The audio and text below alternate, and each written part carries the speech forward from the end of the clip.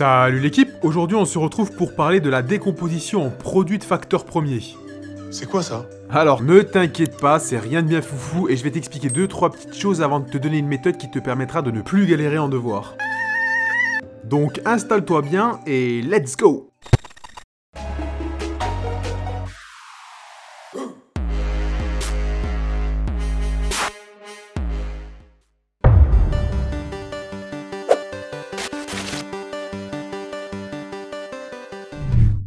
Alors, pour bien comprendre la leçon, il faut déjà que tu te souviennes de deux choses essentielles. La première, c'est qu'un nombre premier est un nombre entier naturel qui a exactement deux diviseurs distincts, 1 et lui-même.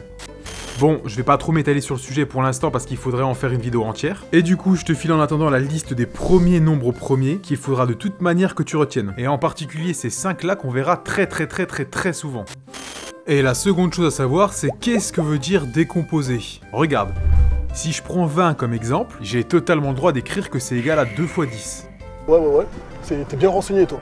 Et ce que je viens de faire là, c'est tout bêtement de décomposer 20 en produit de deux facteurs.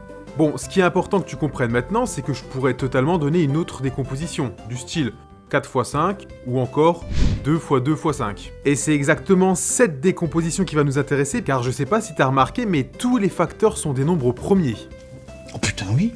C'est exactement ça qu'on appelle décomposer en produit de facteurs premiers, et je vais à présent te montrer une méthode pour bien s'organiser et y arriver à tous les coups.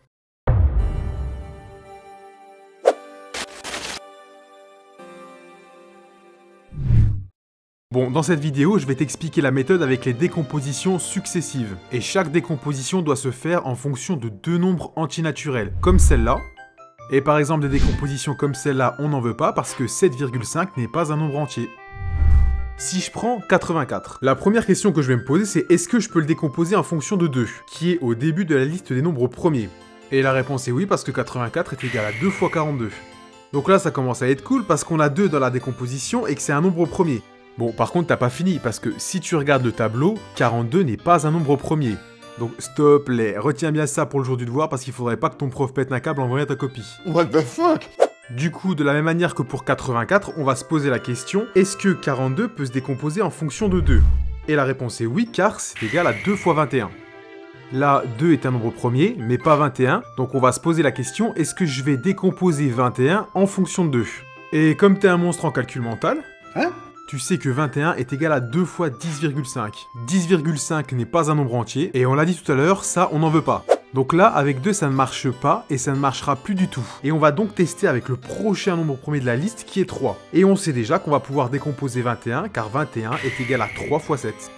Et là, c'est masterclass, parce que non seulement 3 est un nombre premier, mais 7 aussi. Donc, on n'a plus rien à décomposer. Mais on doit à présent remonter, en commençant par remplacer 21 par sa décomposition, et ensuite 42 par sa décomposition. Et là, tu vois que 84 a été décomposé en produits de facteurs qui sont uniquement premiers. Donc on a terminé. Ah bah enfin! Donc voilà ce qui doit apparaître sur ta copie, et comme tu as deux facteurs égaux à 2, tu peux à la place écrire 2 au carré pour alléger l'écriture. Voilà, c'est la fin de la vidéo. Bon, je t'avoue qu'elle m'a pris énormément de temps puisque j'essaie de rendre le truc le plus ludique possible pour vous.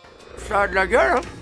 En tout cas, j'espère que ça t'a plu et que t'as compris le principal. Et en attendant la prochaine vidéo, je te dis prends soin de toi. Tchuss!